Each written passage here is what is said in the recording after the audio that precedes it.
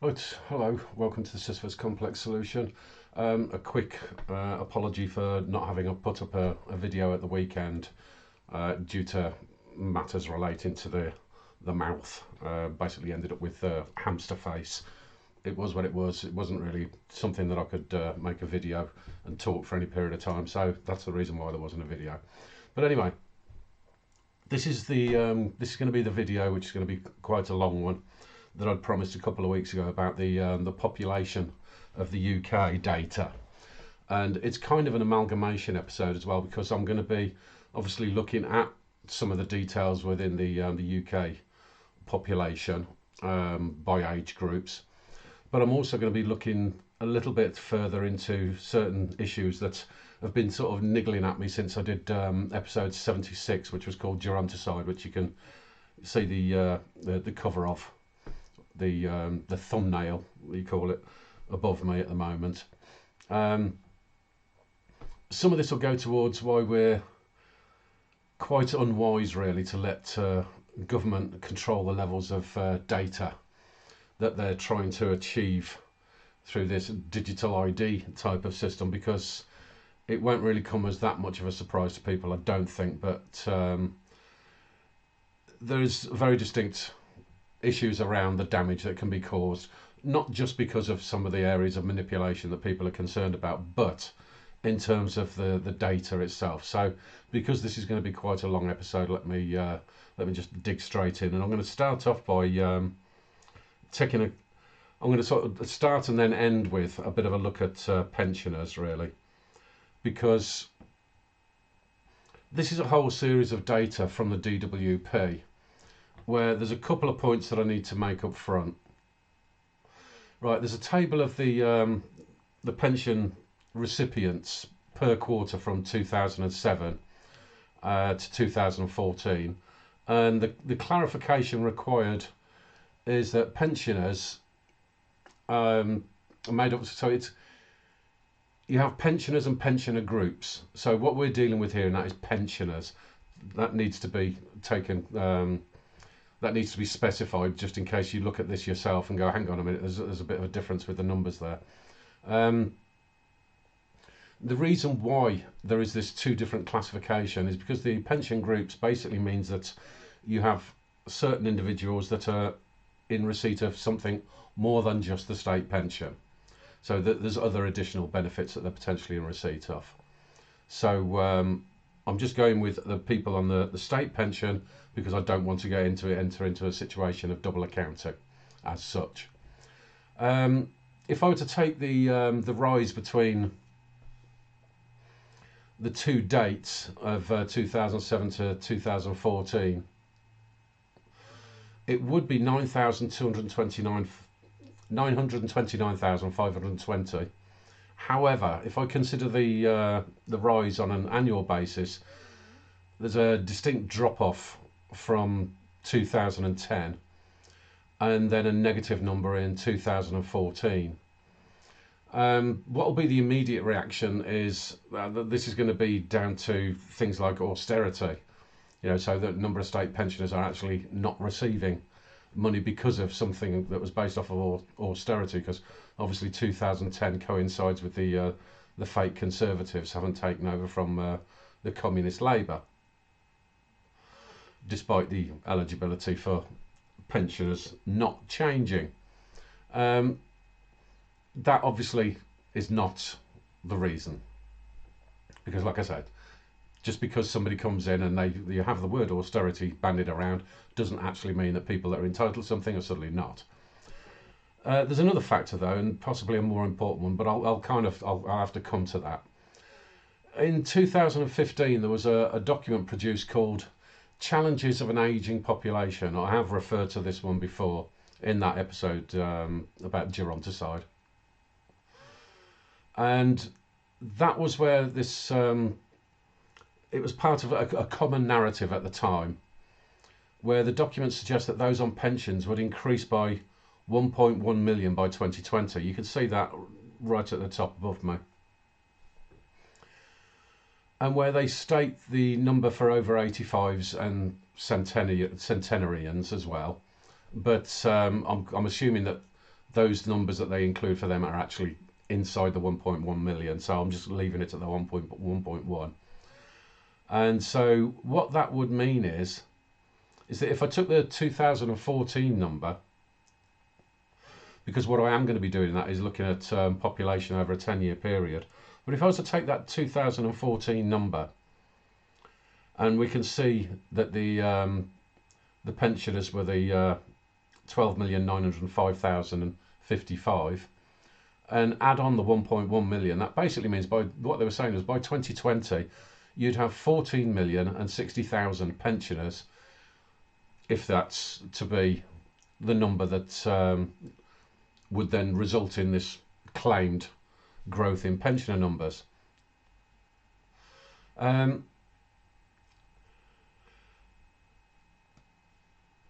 Slightly then going into the row of the middle of the middle of the row of the data that we've got in the center here, because I want to see the numbers of pensioners over that last 10-year period, so from 2014 to 2024. And you can see that the numbers are coming directly from the DWP, and they're not all delivered in the same way, which is part of an issue that I have in terms of the whole delivery and collection and everything else to do with data that's related to any government office. But part of the problem is shown in like where you've got 2017 and 2018 numbers, where it seems to me this is quite particularly incompetent, because I've then had to go into chart data, because where they're turning around and saying, oh, it was 13 million, it actually wasn't. So basically I've had to put this side information so you can actually figure what the true numbers were, because in both instances it wasn't 13 million, it was 12.9 and then 12.7 million respectively. What you can then notice is that in 2020, rather than the predicted 14 million, which, you know, I mean, at 2015, when you're looking towards forward planning based off of an existing population, you wouldn't really think that would have been a particularly difficult calculation to make. But by 2020, what you end up with is 12.5 million. So the calculations of adding in pensioners that were expected to be coming on to take state pension by 2020 have actually reduced by 500,000.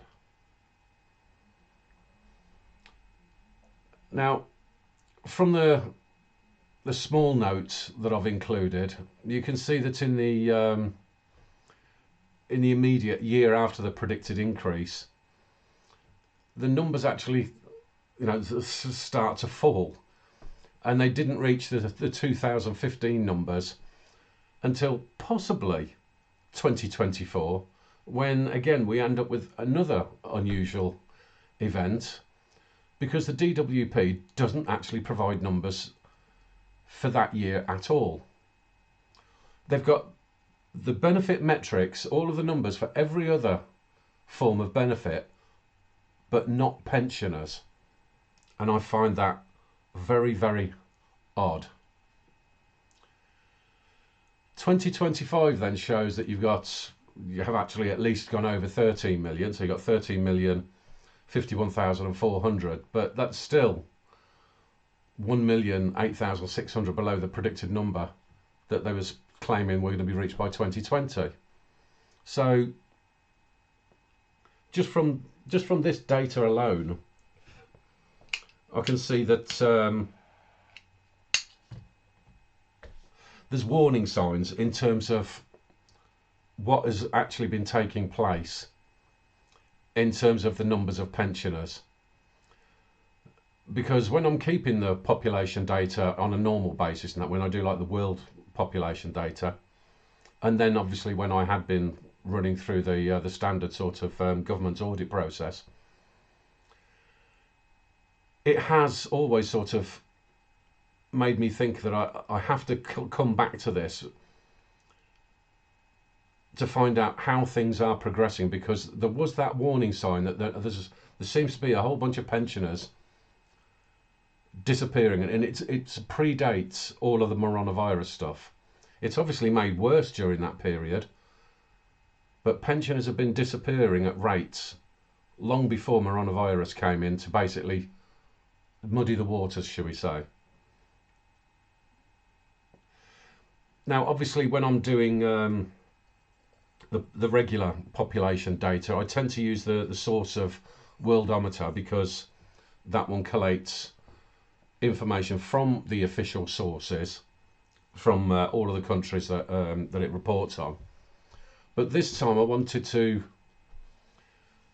spend a bit of time gathering any information that I'm going to be presenting to you today actually directly from the government sources, so I can get to see what kind of variation that I'm naturally expecting, to see if there's also anything in there that could give me an indication as to what's going on in terms of these pensioner numbers, and then leading into the wider population at hand as well. So what I've done then is started developing tables and various pieces of information, but let's just continue with these pensioners a little bit in terms of the numbers, because the numbers that you can see up above me, and that this is all of the data that you've got in terms of the total population and the split between male and female and so forth of people of pension age. And so it's basically people over 65 from 2014 to 2020, and then over 66 from 2021 to 2024, because the retirement age changed. The area of interest then, that I've got to see how this works in terms of pension claimants.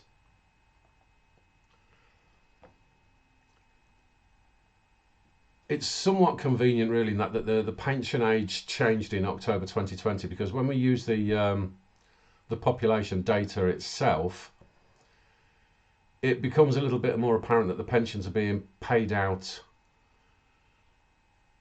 to more pensioners than actually exist, except for one instance. Or is it? Because the way that they present data, and it's never as simple as what it actually should be, because we've got another factor to add into that, and that's the number of pensioners that are living abroad but still able to receive pensions. Now, the DWP are really not very good at clarifying this at all. They do have data for pensioners that are living in the EU, but not really in terms of the whole world. I've included a couple of links in the description, with one giving figures for the EU, and then there's another one where there's a parliamentary debate about overseas pensions not increasing things. So, you know, I mean, there has been certain discussion about this and that, but in terms of producing proper data, it's not really there. And what I decided to go with is one of the higher numbers that I discovered, which came from the source of Money Week, which I mean, they claimed that there's over 1.5 million pensioners abroad. The problem I had with that is that they actually don't actually provide any clear evidence as to where that number actually came from. And it also then means that the issue that I've got is that I've got to be able to apply that same number across a whole range, rather than having it as a different annual number. So this is all really something, and that's just as an indicator, simply because DWP are not providing the information the way that they should. So if I was to add that data into the mix, we can still see that 2014 and 2015 are still in a position where there's more pensions being paid out than domestic and foreign populations combined. But it does then beg the question as to what the situation was before 2014, which There's only so far back that I'm going to go, at least for now. So there's a little bit of uncertainty as how these potential overpayments have been taking place, and where that money has actually been going. It did then make me wonder if I was being a little bit too generous in terms of counting the entirety of what the claimed population was. And so I came across another government report, and this one was from 2024, called Pensioners' Incomes, Financial Years Ending 1995 to 2024. And that stated this. So that means 98% of the population, not the full population, are going to be on these state pensions. So then I've got to recalculate it, haven't I? And then you get this. And so now you're looking at overpayments up to 2017. And so apparently from 2018 onwards, people entitled to pensions are not getting them, is another way of looking at that. The difference between these two periods, over and underpayment, does favour the underpayment side of things by nearly 2 million. But I suppose we have to really just think about what this tends to mean. Because when you've got government paying more pensioners, paying out more pensions than pensioners, I can kind of understand to a point, because of a couple of options, that A, they're corrupt and stealing money. Tends to be the obvious one that you'd think of. Or the second one is that there's potentially more pensioners than the population figures suggests. Distinct possibility of that as well. And also the fact that, because I can't get the accurate data in terms of these pensioners abroad, that could have a bit of an impact to it as well. But then at the other end is where it gets somewhat nefarious, and why I do think we have to consider this term of geronticide, because pensions being well below, pension numbers being well below that which should be being paid out, and the fact that, like I say, if you combine it all together, like you're talking about around 2 million pensioners over a period of time, this can only really happen if all of those pensioners that should be in receipt of pensions, if they just said, no, don't worry about it, I don't want the money. I know I'm entitled to it and that, but now I'm all right. You can keep it, it's okay. How likely is that, do you think? I mean, I have seen some of the pensioners that appear on TV every now and again where they say, well, if things were to be means tested or something along those lines, then perhaps you could just turn around and say, well, no, it's okay, I don't need that pension. And I've yet to see any of them turn around and say, oh, yes, I agree with that. They all just turn around and say, well, no, I've paid into it, so I'm going to take out of it. So I've never heard of a pensioner saying, no, I don't want that. So that can only mean that the number of pensioners is actually less than the population that they're suggesting. Questions? I dare say, if you was to put this out to the wider population and ask these kinds of questions and ask the government around it, I think they're going to get as confused as hell, intentionally so, because of the way that they do badly produce their numbers. But we just have to think back again to that report that predicted that there would be 14 million pensioners by 2020. Now, isn't it a bit unusual that when you've got a number of 2 million that over that period are not receiving the pension as they should be, a essentially being the same amount that if you go from 2015 to 2020, they were saying there was going to be that rise up to 2020, and then you've got another 5-year period after that, that would effectively work out at around that 2 million, and they haven't appeared on the books. Something most definitely does not add up here, and I think there's situations that we really need to be paying attention to, and yeah, giving consideration, as like I said, in terms of the whole data system around population and the whole system of government payments and the welfare system and all this sort of thing. There's got to be a much more thoughtful basis in terms of how we approach this, because there is another little point in terms of this, the direction of travel from a lot of younger people in particular when it comes down to pensioners, because there's an awful lot of whining that I hear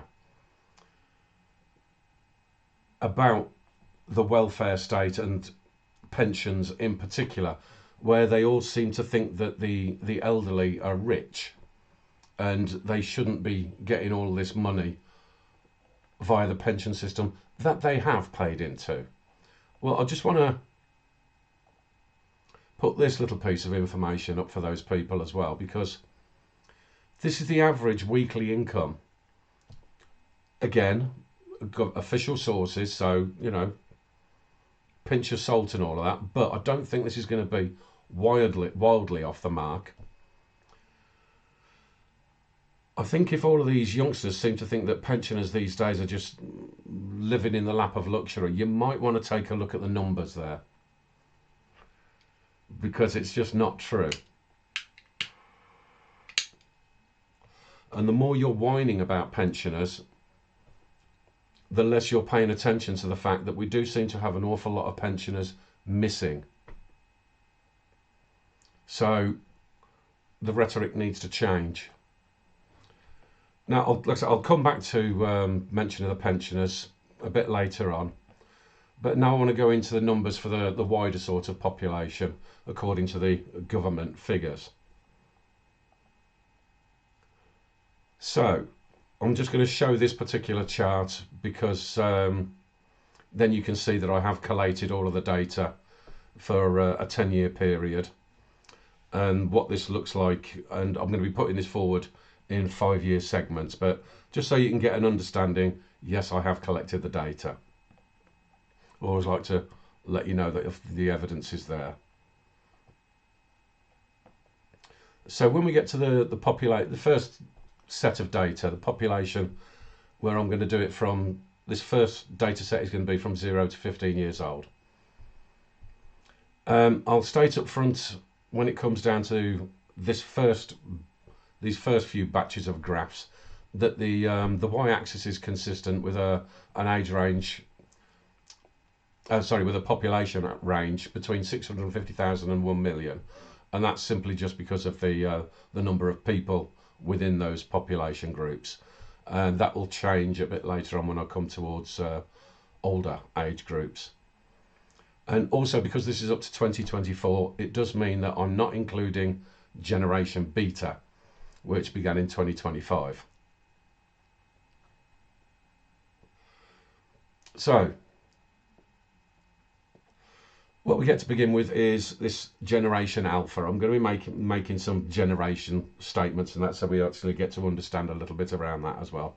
And generation alpha was born between 2010 and 2024. Now, the last 10 years is seeing this first group of 0 to 5-year-olds, where we've got an average 10% decline, with newborns being the worst at over 40, having a 14% drop. This is like from 2014 to 2024, so the total variation here. 5-year-olds are kind of holding out the best in that, but even they've got a 3% drop, but a drop nonetheless. Whilst the numbers are not on this page, I can say that this is not really enough to cover the age group that will be entering retirement age when this particular group enters into the workforce at age. I'm suggesting work age group around about 20 years old or so forth. So there's not enough people there to cover the elderly, despite the fact that, yes, obviously, as the years go by, that number should drop, but that's where some of the anomalies in the data will start to show up. So you'll get to see that in that when I'm running through certain age groups where you don't get born a certain age, you start at 0. So when the population starts rising and without rising within age groups, it's not because they're from here. So anyway, the next batch is the 6 to 10 year olds. Now we've got an average increase here of 6.74%, with 6 year olds being one that is actually on the way down at minus 2.78%. 10 year olds at a more impressive increase over the 10-year period at 14%. Now, when I say impressive, it is a bit of a loaded term, really, because from a bureaucratic spreadsheet perspective, I suppose that would be right. But from a societal reality perspective, we have to remember that it's claimed that the domestic fertility rate is 1.58%, which effectively means that you'd be losing 25% of the population. So here we're looking more like 1.8% or so, and not really hitting replacement rates. There is still some area of impact from migration that's also going to be feeding into this, but this will become a little bit more apparent as we go forward. And there is some specific data as well that I have to show around this.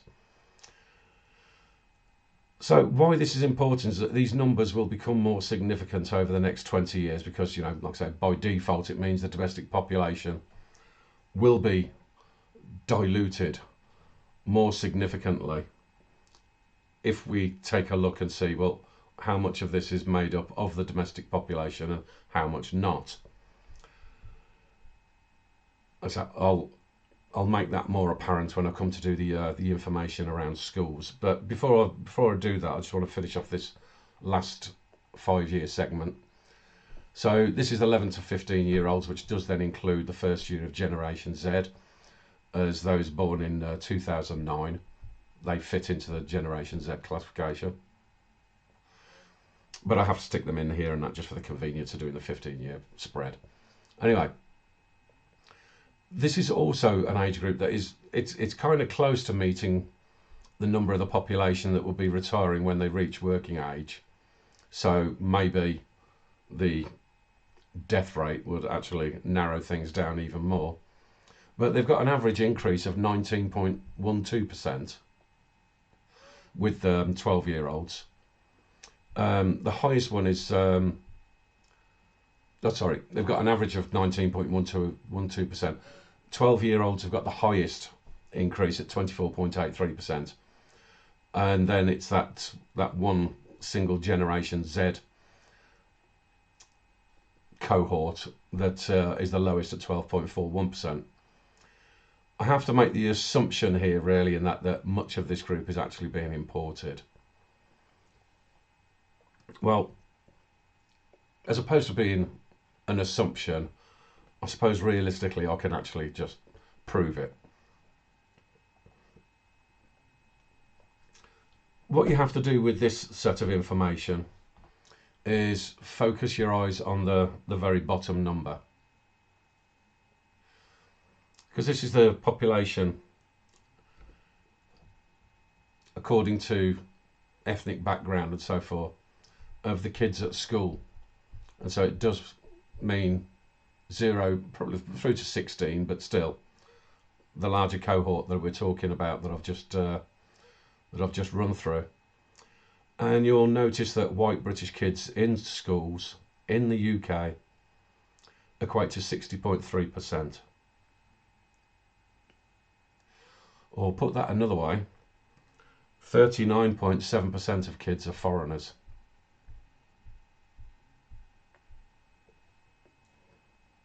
just to be a little bit further clear,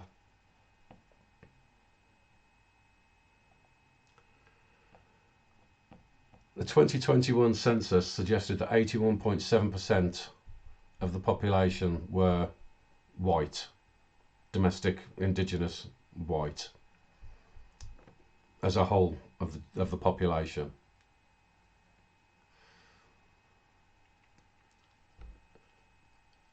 So when you can see that kind of statistic about kids at school, when I say that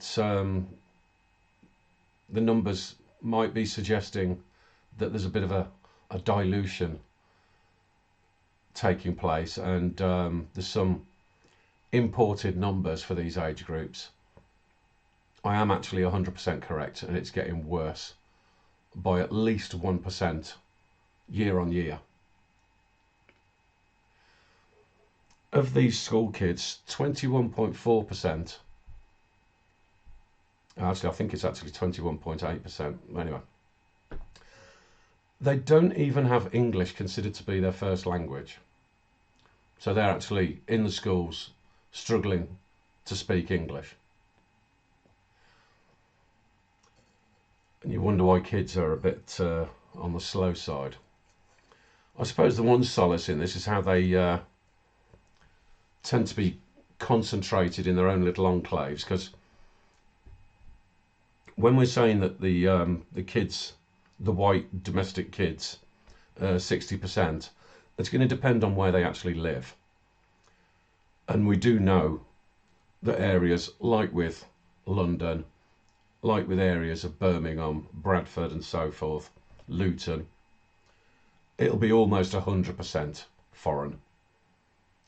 And then that just basically means that certain other schools around the rest of the nation are not having to have that kind of a problem.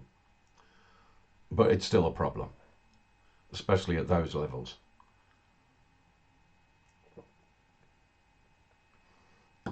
If you've got close to 40% of the population of the youngsters that are in school and don't actually come from this country, I mean, where would you say that could make, that would be dominant purely within an enclave? It's actually got to be much more widespread. Like I said, just because you don't have the full whack of a classroom like you have in London and what have you, you've still got an over representation of these kids. So there's one other piece of data I can show when I consider the school age in terms of 6 to 16 basically. And with this data set I can kind of compare the population data for the age range. And so obviously what we're talking about here, and that is something that is going to have some difference between calendar year and academic years, because they're not the same, but we can get an indication at least. And what I can say is that the number of kids, quite possibly because of this situation with a number of foreigners in schools, the homeschooling situation is certainly no myth. We're seeing over 7% of kids making what is quite possibly a very wise move and staying out of that school system altogether. Now, can we assume that literally every single one of them are in some sort of a homeschooling situation as opposed to just sort of running feral or something like that? That level of detail I don't know, but I would assume at least a good portion of these are based on homeschooling, especially because of the way the government keeps on panicking about it. But suffice to say, not all kids within the school age population are actually in school. That much is clear. One more little piece of information. This part covers the full 0 to 15-year-old range, and the standout result is how there's obviously more males than females across that 10-year 15-year, sorry, period. The rounded split is around about 51 to 49%. So that's actually not normal. Historically, that's not really normal, and I think people can make up their own mind as to why we suddenly got less females. There are some obvious answers on a postcard. Anyway, let's go into the Generation Z next with a little pinch of the millennials. So now we're going to do 16 through to 30 as a batch, beginning with 16 to 20 year olds. They've got an average 4.61% increase, but this is putting an awful lot of weight onto the 16-year-olds who make up nearly 12% of that increase, probably due to that 40% foreign influx. The 20-year-olds hold up the rear, being down minus 0.58% compared to 10 years prior. I think the attempt to turn around this decline through open borders is pretty obvious in this age range. Yeah, I can speak English. I am not one of the 40%. Did I go too far? I did, yeah. Right, so 21 to 25 year olds. They show something of a slightly similar pattern, but just slightly less successful, if that's the term you want to use. The 10-year average between the difference shows a decline of minus 2.88%. 25-year-olds make up the larger influx, but only at 1.74%, and then 23-year-olds have the most decline at minus 6.46%. I suppose the bad news is the comparative against lows, which were in 2021, and in that case you can see the rises ranging from 1.5 for 22-year-olds to 6.4 to 25-year-olds. This would be the fighting age men contingent that have suddenly been brought into the country. Then we do get back to this 26 to 30-year-olds, and we can see that the 28, 29 and 30-year-olds make up the millennial entries. Here we've got an average 10-year difference sort of comparison of 5.09% increase, with 30-year-olds at the high end of 9.18%, and the old Gen Zs down at 26-year-olds at the low end of 2.06%. In terms of change from the low point, this time it's 2022, and the 26 and 27-year-olds. They made up most of the growth at 6.1 and 6.5% increase respectively. Again, imports.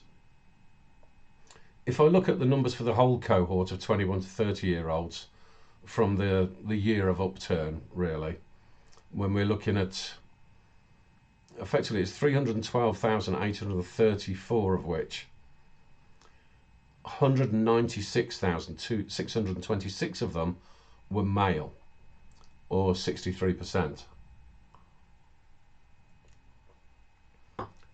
Where the females are coming from, it's got to be through these, like the likes of the city airport and that I've mentioned previously.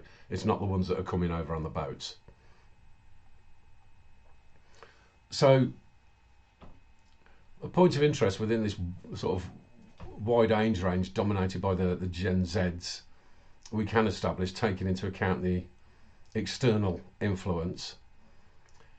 And probably the most telling is the unemployment rate, where the data rate is for 16 to 24-year-olds.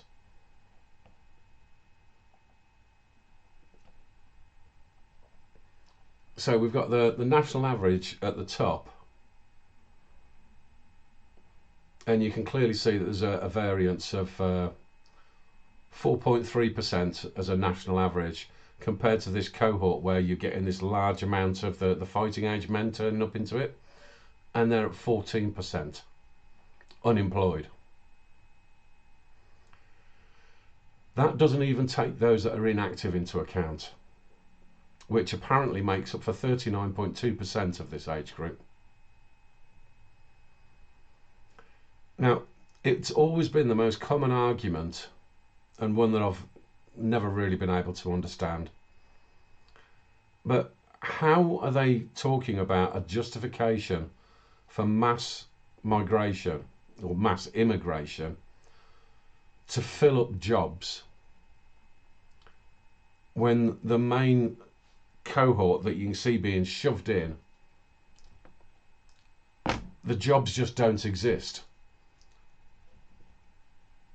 You can't have an unemployment rate that high and then say, oh yeah, we need immigrants to come in to fill all of these empty jobs. It doesn't make any sense. It never has, but even less so now. I mean, if you remember, I have done a video on that where it actually looks at, in terms of the wider working population, 25% of people are not in work. Now, I know people talk about the replacement theory from the United Nations, hence why I've changed the title a little bit from normal to this episode.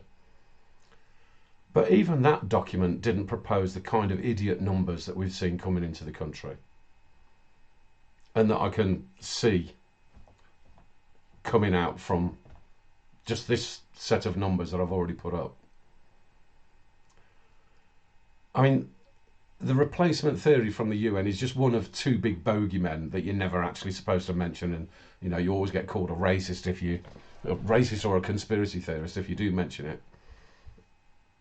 But you've also got the Enoch Powell situation, where he made his speech about the problems that will come about from too much immigration. But in both instances, whether it be Enoch Powell or that replacement theory, the numbers that they were talking about, that's a massive underestimate compared to what we've actually had in reality. The sheer number of what I think people tend to generally call Somalians that have come into the country for no apparent reason is way, way more than the two bogeymen ever suggested. And like I say, it can't possibly be for economic benefit when the youth, so literally up to like 24-year-old, because for 24-year-old, you're not kids for Christ's sake, but I was married with a kid at 24. But you can't say that these people are turning up for some sort of an economic benefit when they turn up and there's literally nothing for them. And so then this additional claim of them coming into a non-existent workforce to be able to care for the pensioners, being able to contribute, and then being there to literally physically look after them when they're... No, it just doesn't stack up. It literally does not stack up. It's not happening. I mean, the contributions required to fill the pensions that the government keeps on spanking or passing over to BlackRock is not going to be filled by a massive unemployed immigrants. There's no sense to it, and you might wonder why that you've got the group, the Gen Z, that tend to seem to be walking around that not really giving a shit about anybody's rhetoric, and it's probably because the nation as a whole, quite literally, keeps shitting on them in particular, because they are in a really bad situation because of all of this. I just don't understand it.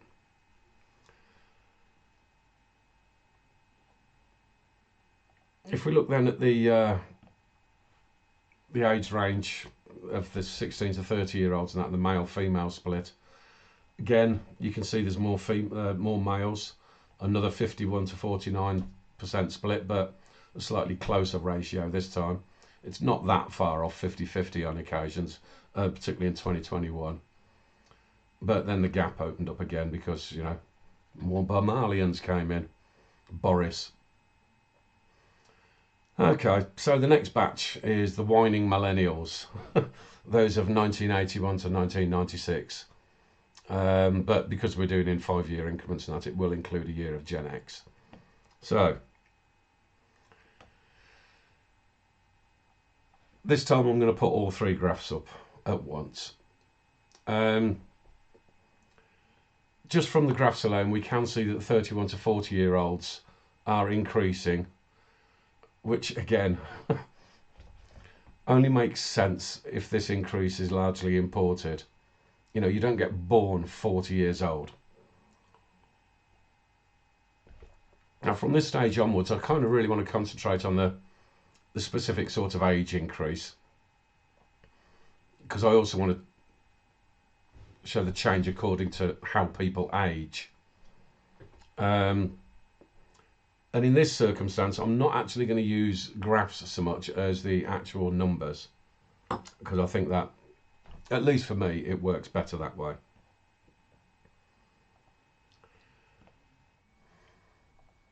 Okay, to try and explain first in terms of how the numbers work. Essentially, if you look at somebody that is 31 years old on the 2014 list, then you follow that one down as they're starting to age. And so when you get down to where they are in 2024, then that will have meant that, yes, they were born in 1983. And then obviously in that you've got all the new people that enter at age 31. I suppose the simplest way of being able to just demonstrate this is that, there you go, it's got that commonality there, and then you have the row of that particular age group. They will all be new entrants into that age group as you're going through it. So it is actually quite a simple way of understanding it. But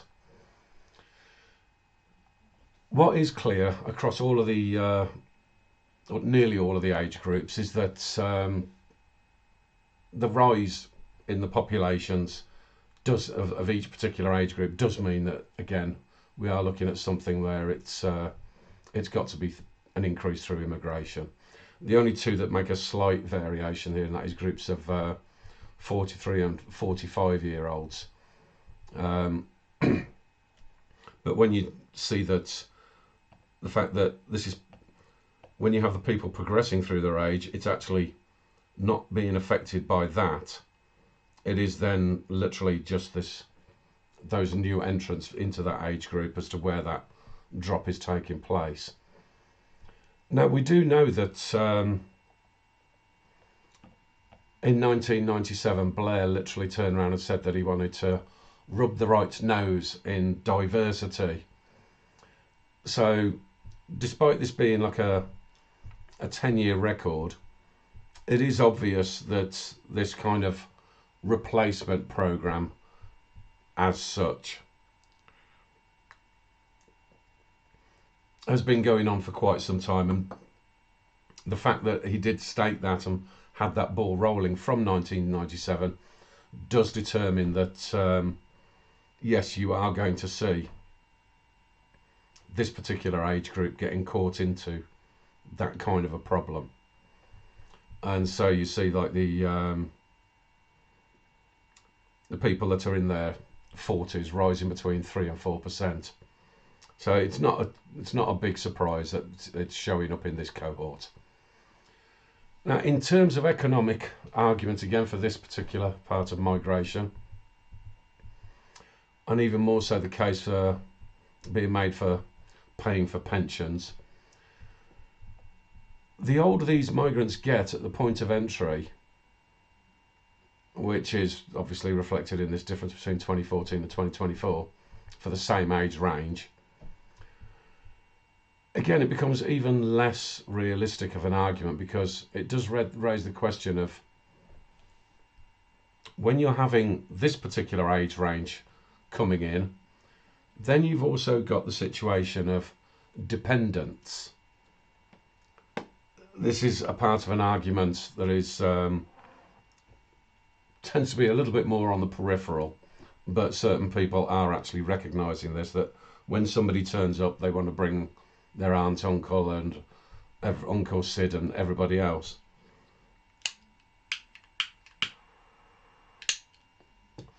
Now, as much as it's difficult to be able to present the numbers in terms of that kind of potential cohort, largely because the government sites will refer to the 2012 immigration law that states dependents must be children, not adults. There is, however, something called an adult dependent, where some of these people that are making these increases could also be coming in, and then even older as well. And we need to be mindful of this, as per usual, because whilst it's not something that any normal person would have a great deal of knowledge around, we do tend to always have to remember that we've got an activist element. Now, this is just one example of how migration is literally just a part of the activist industry. And so they're advising how adult dependents can be brought into the country, where a key element to the way that they are wrapping that conversation up is to be able to provide an excuse of some kind of disability. This kind of stuff has to be taken into consideration because, like I say, in terms of an economic group, the older people get, the less sense it makes. And so they can't realistically be brought in for that purpose. Now, this particular document of advice also discusses the financial requirements, which does stipulate that you have to have no route to recourse for or no recourse to public funds, but it also stipulates that that requirement is only for 5 years. That then begs the question, does anybody genuinely believe that that is being adhered to? Considering the failures of the government of being able to deport pederasts, does anyone seriously think that the public purse is not being raided by a whole bunch of sob stories that say, oh, I filled out the documents and said that yes, I could look after them for that minimum of 5 years, but now I can't.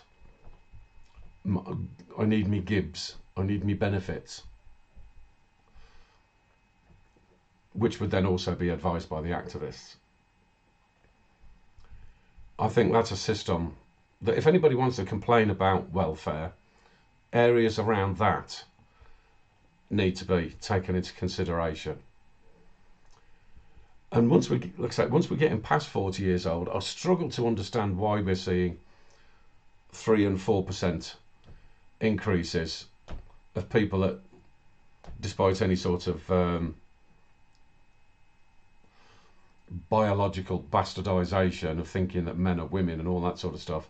Again, I don't think there's that level of bastardization that has suggested that somebody gets born at 40 years of age.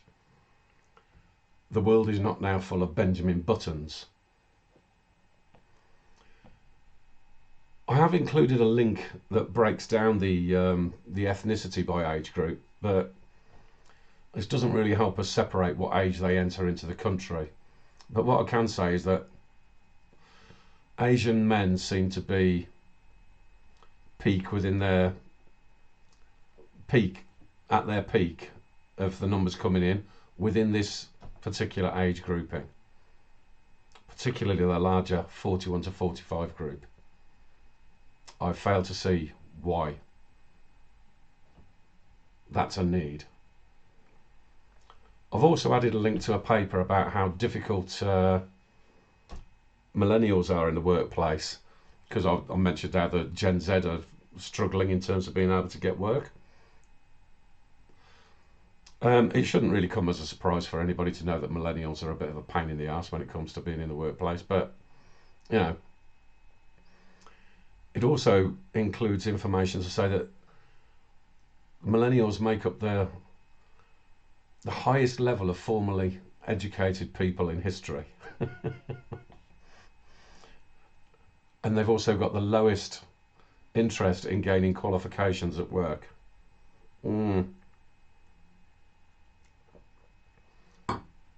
They do live their false theory over practical reality. Something of a defining trait probably within that particular age group, but yeah, I'm kind of shifting out of the remit of the population data now. So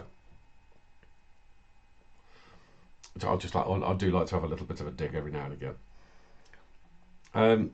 Here's a breakdown of male to female, and you might notice the flip now, where we've now got 51 to 49% in favour of the women as the majority. A number of the millennial illiterate educated feminists demanding to see the HR and Asian men. You know, what could go wrong? Well, let's ask the young girls in the previous two age groupings about this one, because you know, they've been told to shut up for the sake of diversity by both of these age groups, or both of these demographics, I should say.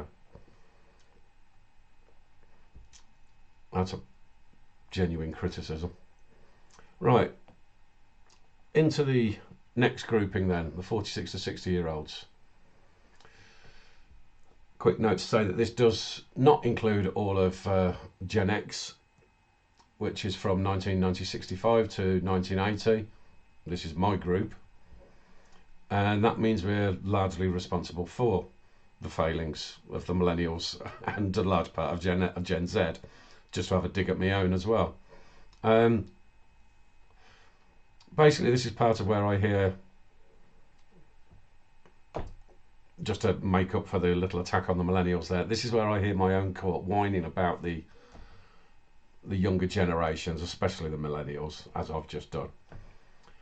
And generally speaking, when I do hear that from other people, my answer is, well, you know, you brought them up to be this way. You were too busy not growing up yourselves. But, you know, I digress. But anyway, I hope you can see immediately that how these graphs make very little sense at all, despite being formed from the actual numbers. So just to make matters even more confusing, let's look at that data set itself. We almost get a divide down the middle, really, whereby a perceived drop across the same age becomes an actual drop in the population, where the minus 0.02% is representative of those who were 45 in 2014, and then people of my age drop from minus 1.31%. Now, I don't want to spend too much time on these groups, as frankly we're not that interesting. So apart from saying this is just a very weird set of numbers, here's the male to female position, because again, more females, and yes, it does round at the 51 to 49% split again, but the rounding is larger than with the millennials. And again, if I was to be taking that rounding figure at its base, it would actually end up being closer to like a 50-50 than anything else, despite the appearance. Not much else to say about this particular group, and time is getting on. So that's why I'm now going to chuck a whole bunch of them together now. So we've got the 61 to 89-year-olds. So this is the remainder of all of the age groups. And in terms of details, it covers the boomers, who were born in 1946 to 1964, and some of the silent generation of 1928 to 1945, where I can say it goes into one big classification after 89 years of age. So 1935 is the last birth year stated. I'll also point out that the first chart of 61 to 65-year-olds is the last chart where the x-axis had the same population numbers as the other age groups, because I had to change that because of the delineation of the lower delineation of 650,000. That wasn't going to be good enough anymore, and not because the numbers dropped below that. So that does make a difference in terms of the appearance of the chart. So let's have a look at the numbers. We've got two standout ages here, which are 66 and 67, whereby we're taking into account those entering that age across the 10-year period. And so why is that important? We then have to return to this pensioner discussion that I was talking about at the beginning, and the fact that these are the people that have then started to enter into pension age. Why would those ages be the ones to reduce in the way that they have? When they're entering into age 66 to 67, there's suddenly this big drop in comparison to the other age groups, because I fail to see why you've got even people of age 89, when you're actually entering into that age group, it's still a rise of the population. It's very, very strange. I mean, the drops are not even at the highest peak, really, because the 66-year-olds dropped by minus 12.8% if you look at them from the 2018 group, and then from the 67-year-olds by minus 19.91% when they enter the age group from 2019. There's literally no other age group, I say not even the 89-year-olds and so forth, that see that kind of consequence. So when looking at age across the timeline, you can see that this is a very, very odd entry. And it does kind of, like I say, link back to this issue of where have the pensioners gone? Which age group was affected by that? It's an anomaly, put it that way. Now, obviously, we're not talking about some sort of age group here and that where everybody's immortal or anything like that. But it doesn't really matter that much if it's such a standout compared to those that are so much older. I don't know. It's just it's odd. It's odd to say the least. I suppose when it comes down to the men and the male and female split and that, there's not really much point putting that one up on the screen in particular.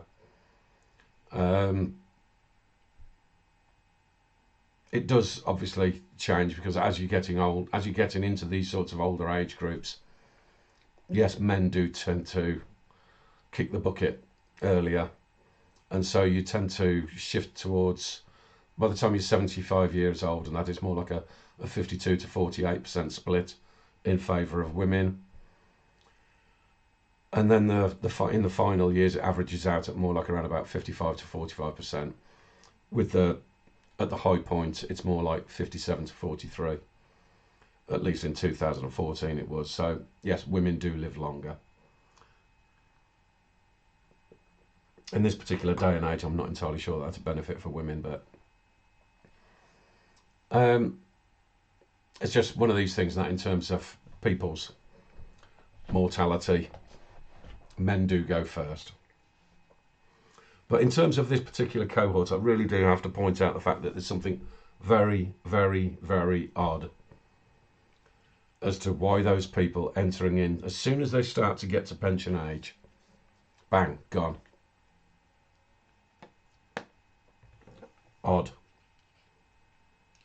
Because keep in mind, if they've gone as the moment that they enter into pension age, well, think of all the money that saves you of the years later on. That's a big saving. A lot more cost effective, shall we say, rather than bumping off a bunch of 80-year-olds, isn't it? Just saying.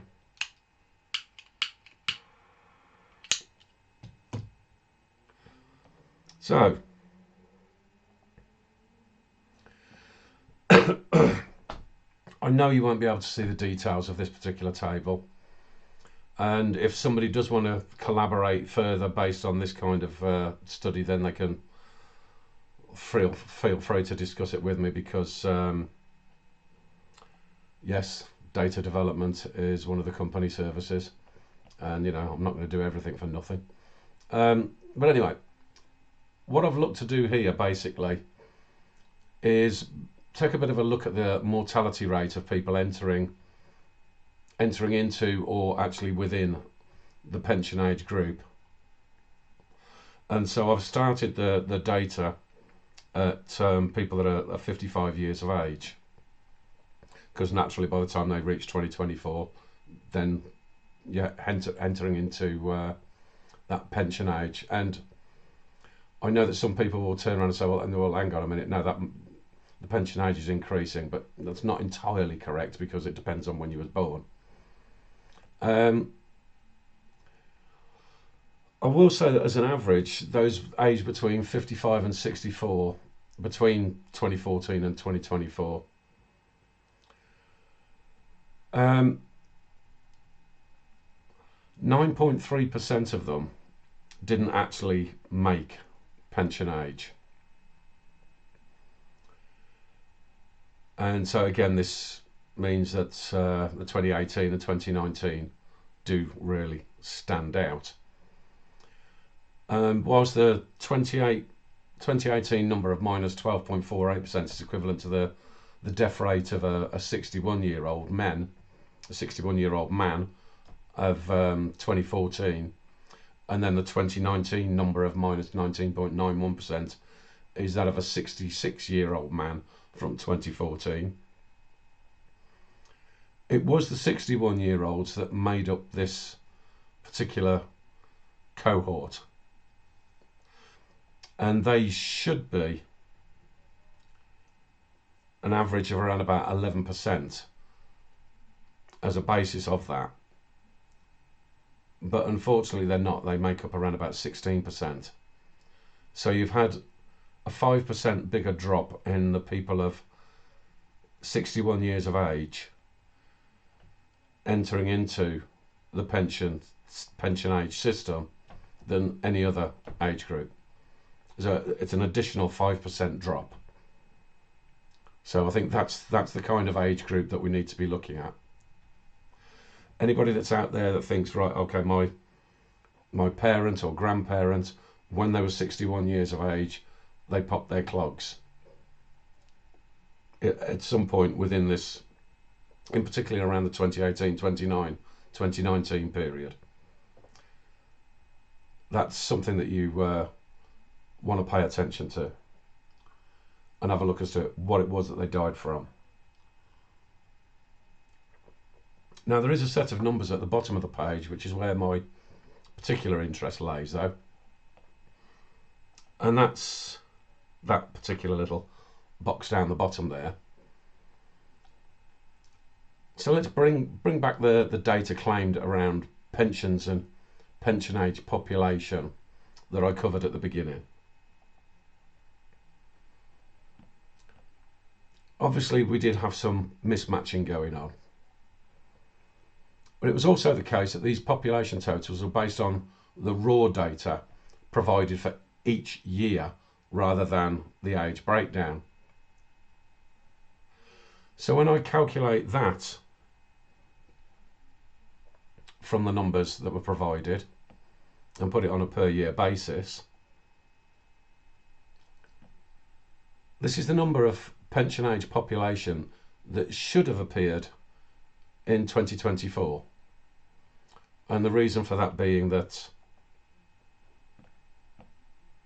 this is the number of people that, that entered into that.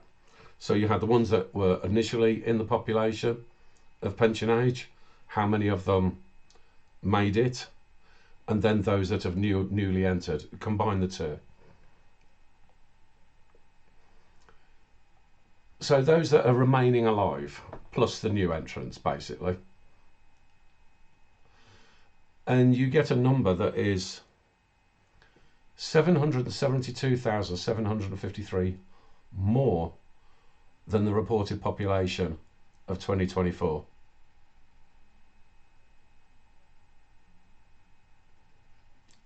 Where did they go? See what I mean?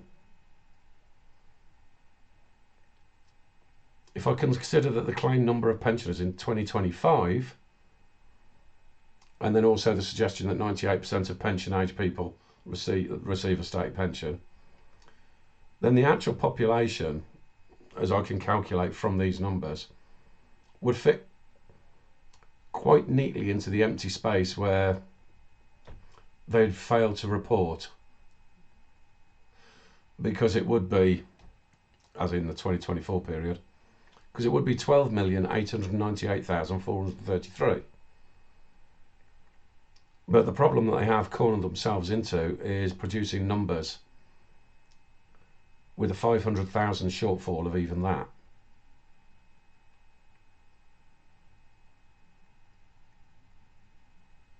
So when I first saw an anomaly in episode 76 back in May of 2022, and I called that episode Geronticide, it does seem like I was right to say something's not right here.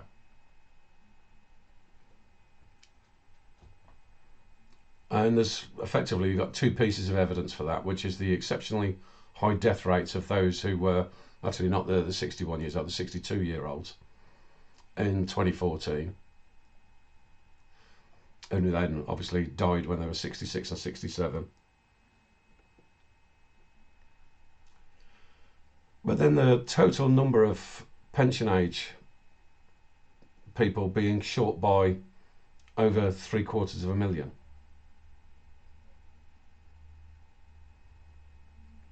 So I know a lot of people are talking about immigration, and this is a topic of discussion that should be much wider amongst the public, because when everything is focused on immigration, you're missing this. Where did our pensioners go?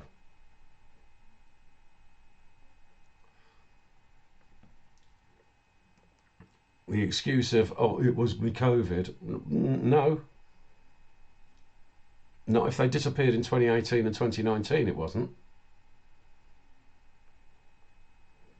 When I first saw that the numbers were a little bit dodgy, and that started in 2017, in that first episode.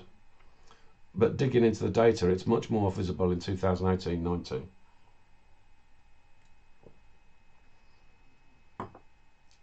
So this is something that we need to be taking into consideration, but also with a slight, I suppose, a slight hesitation in regard to the fact that the numbers themselves and that just in so many areas don't really make a great deal of sense.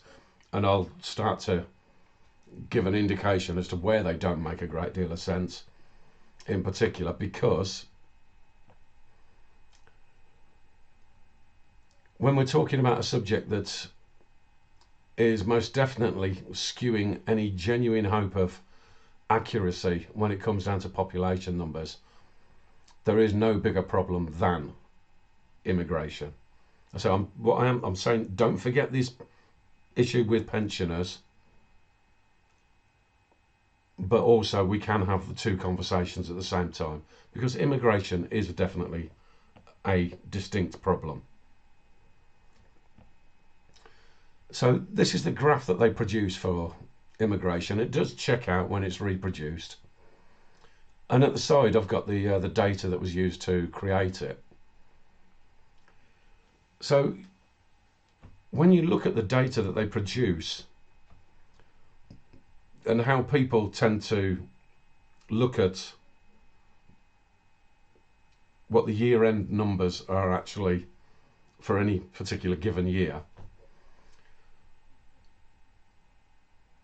they do tend to calculate on the basis of year-end December. Makes sense really, because that is the end of the calendar year. And if we do that with this particular table, we can find out that from 2014 through to 2024, the number of migrants that came into the country was 4,245,000. If we take those numbers on face value.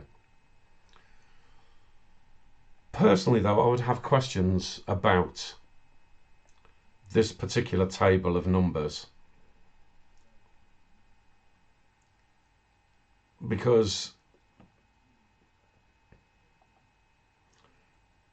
the numbers in particular for 2016, 19, 20, 23 and 24 look a little bit odd to me. Now again, I know that these are not quarterly figures, but then that's what they should actually be doing. Creating a table based on quarterly figures, and then you make this table based off of the annual.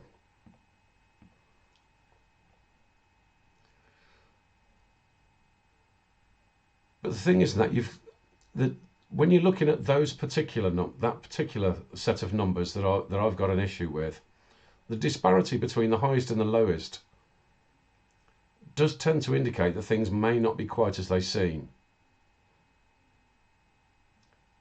And I say this because of, I've had a look at organisations like, it does seem like organisations like Migrant Watch, for example, tend to be the ones that produce a lot of reports in this area.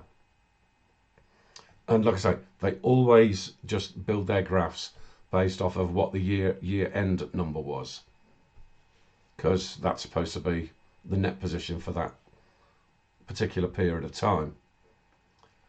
But if we add another column that shows the variance between these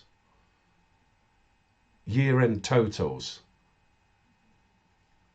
because if you notice, when they're reporting it, it's not done on the basis of here's how many migrants in this quarter, here's how many migrants in this quarter. They're doing it year-end each quarter. And when you look at the numbers in that way,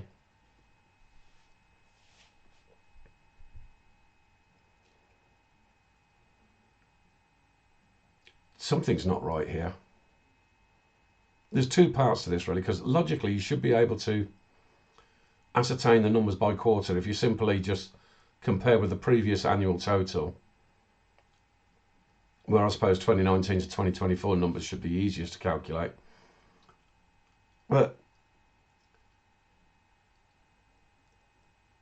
when you do this, you're literally looking towards saying, well, what's the year total, and then what was that next quarter, and then so what's the variance there? That should give you the actual quarterly amount. But it's nowhere near. It's all over the bloody place. And I would also expect to see some kind of seasonal continuity with the numbers, because most migration takes place during the summer months. And again, this is all over the place. If someone can make sense of these numbers, please do let me know, because I can't. It's completely illogical, the way that this is being reported. And I think this is why they do this yearly sum per quarter rather than just simple per quarter, specifically to be able to make things opaque. Because I don't think this is the right numbers at all.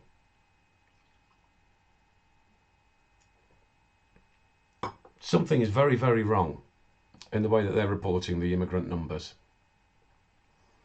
So, I mean, I've sat there with this particular set of numbers. I was thinking for a good few days. I'm looking at it and going, how do I get this to actually equate? And the closest I could get was that last batch, where it was claiming it was 431,000. The closest I could get was 429,000.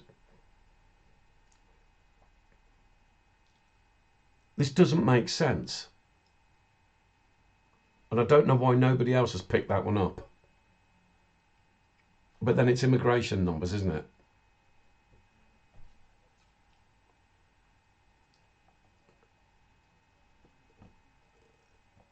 To finish up then, let's go with another example of how totals don't really add up. Because we've got the total population as per when I calculate the male to female age breakdown, all that raw data. Then we've got the total population as a whole reported via the exact same source. And then we've got the numbers that I get from the Worldometer that I do every 3 months now, where apparently they're getting their information from the same source that I'm getting the other two figures from. And like I said, I mean, I've cut this down between the large amount, the data, and that for including the Worldometer from 2020 through to 2024, because that's how long I've been collecting the data for. I've got the 2014 number in there as well, because I have to have a baseline figure. But this will give us an indication in terms of net migration over those 10-year periods, depending on which figure we want to use. So, as we can come to expect, really, none of those variances, so the end 2024 number compared to the 2014 number, none of them amount to this 4,245,000.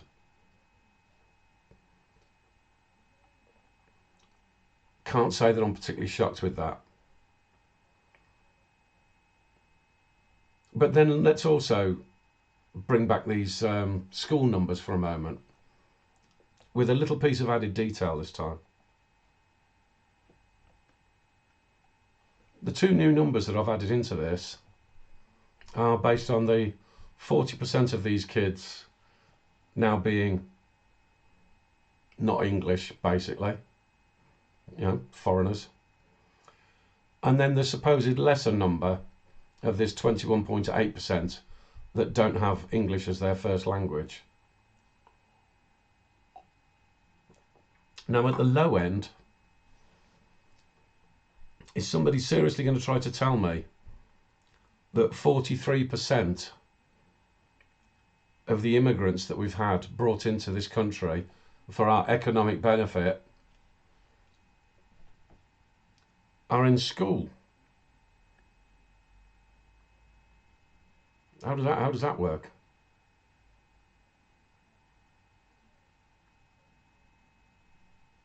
If all of the foreigners that are in school are part of this cohort, then that would make up for 80% of them.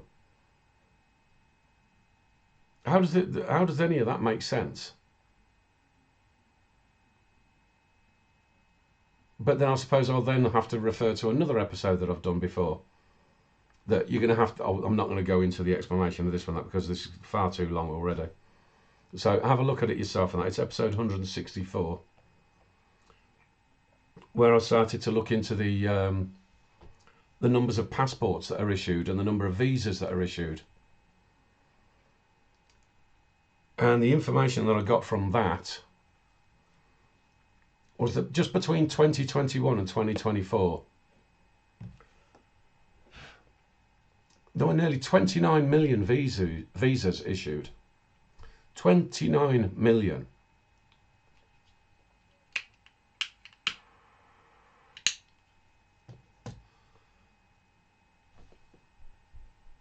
Somebody want to tell me that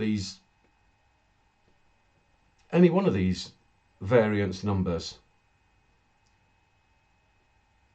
and then considering how many of them are kids, how does any of this make sense in terms of what the actual immigration numbers are in this country? I mean, in that particular episode, I did turn around and start looking at what some of the variances might be, and it did seem like that the UK population might actually be anywhere between 80 and 90 million. Not any of these numbers at all in terms of 2024. I mean, you can see that there's been variances in each of the reporting years where nobody seems to even when you've got the exact same source, they can't equate the same numbers. It's totally bizarre. And so the number of immigrants that are coming into the country, considering that, once again, when I've turned around and said the various different age groups, how in the hell are they managing to increase? Well, there's only one way that happens.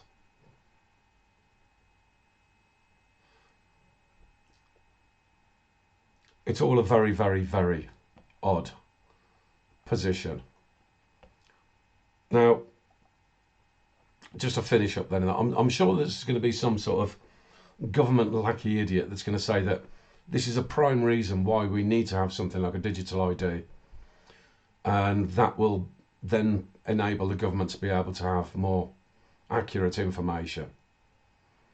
But here's the problem. When you've got organisations that don't seem to know how to check their own work, where their own numbers don't actually add up, they can't have two totals equate from within the same office. They can't produce tables which are just not full of complete and utter gobbledygook like that total number of migrants. I fail to see how adding an algorithm into the mix is going to make anything any better.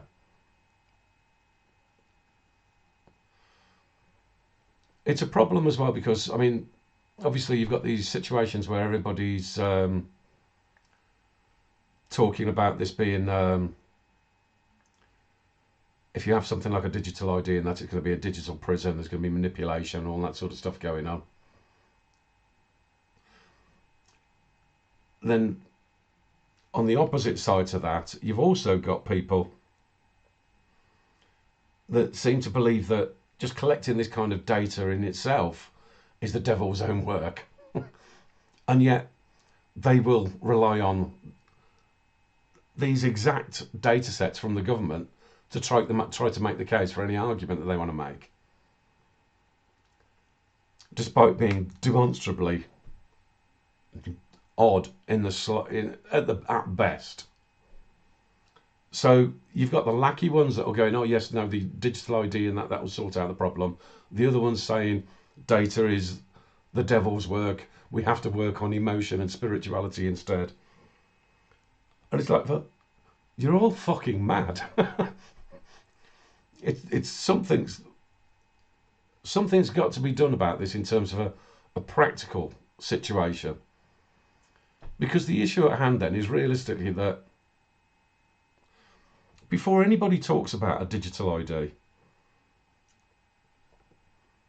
in particular, and just for 1 minute put into one side this how intrusive and manipulative it can end up being, which it would. Surely to Christ, the first thing that we have to do is to understand that the people that produce this data don't know what they're doing.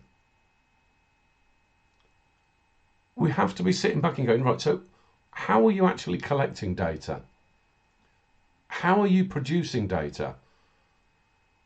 What is the purpose of the data that you're producing?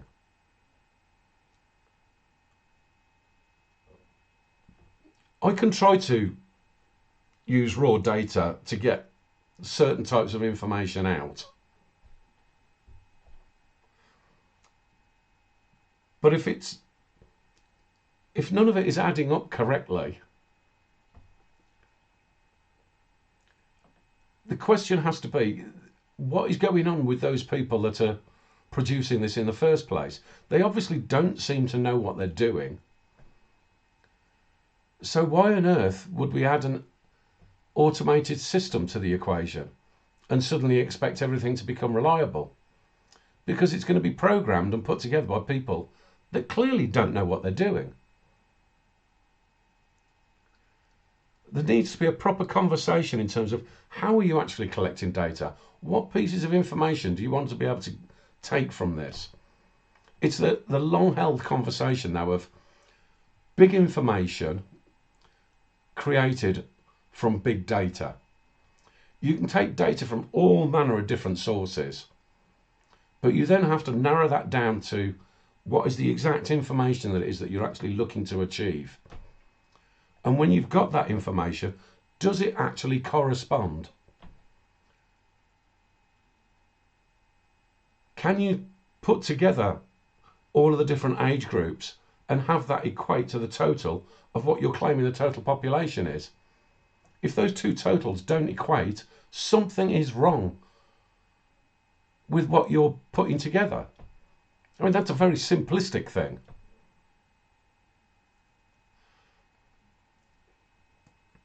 And the only thing that I can possibly conceive of is that when you've got massive government departments spending an absolute fortune on this, and huge numbers of people working on this,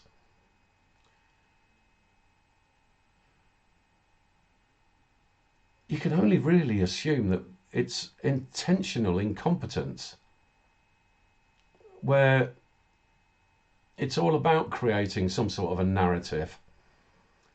It is about hiding that replacement. It is about them turning around and going, oh, well, don't look into the details of this. Don't worry about being accurate. Just take whatever we've put out as the official data. I've seen arguments on that one, was it just today actually, in terms of energy prices, where some academic, it would always be an academic, wouldn't it, complaining about, I think her name's Catherine Porter, and saying that the cost of energy price table that she put together was not the official data. To which her response was, yeah, that's because the official data is wrong.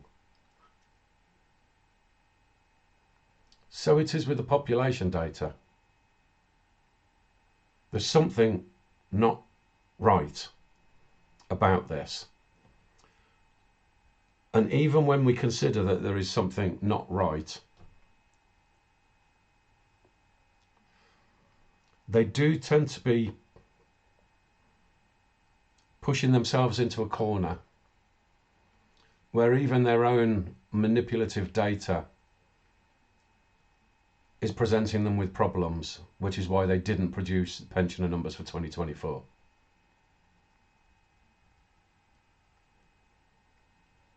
And like I say, when you're digging in to the anomalies and that 2018-2019 period, when they'd already stipulated in 2015 that they were concerned about the number of pensioners that would come into pension age by 2020, and then those numbers suddenly start declining. Why?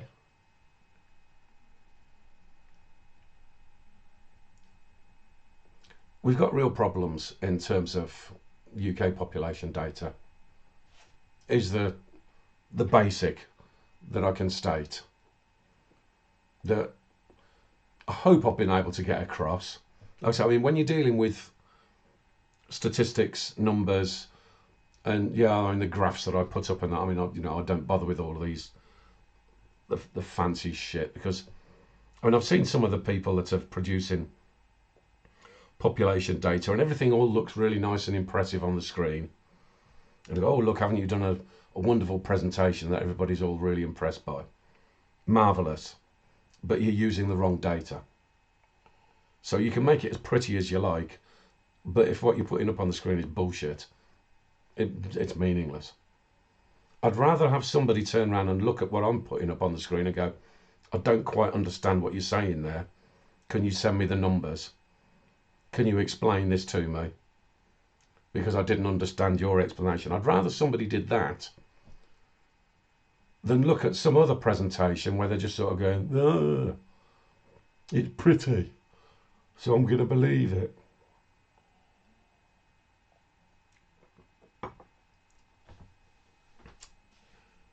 We've got problems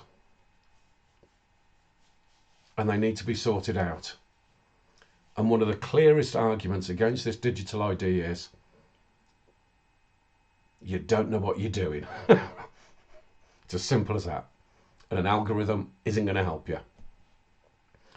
So I think I've gone on for long enough on that, and I've already had to do some re-recording on this as well, because even looking at the data myself, after I've read it once and then I'm reading it again in this, and I'm going, hang on a minute, what did I say there again? So I can understand if anybody does get confused about this sort of stuff, but that's why I turn around and say, if you don't understand something, ask a question. That's the best way to do it. And if there are people out there that want something in terms of raw data collection and being able to identify anomalies, irrespective of whether you understand what I'm saying or not, I can produce that information, and you can figure out how you want to be able to present it for yourselves. So I'll leave it at that. I'm done. Cheers. See you later.